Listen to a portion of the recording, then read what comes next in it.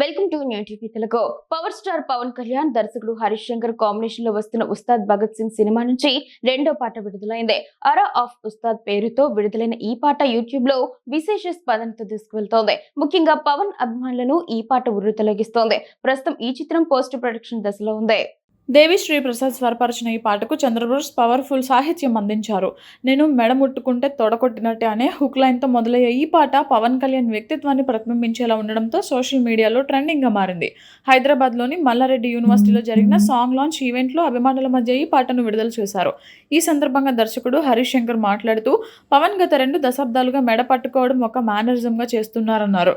దానికి మాట రూపం ఇస్తే బాగుంటుందని, నేను మెడ ముట్టుకుంటే తొడకొట్టినట్టే అనే డైలాగ్ రాశానని చెప్పారు.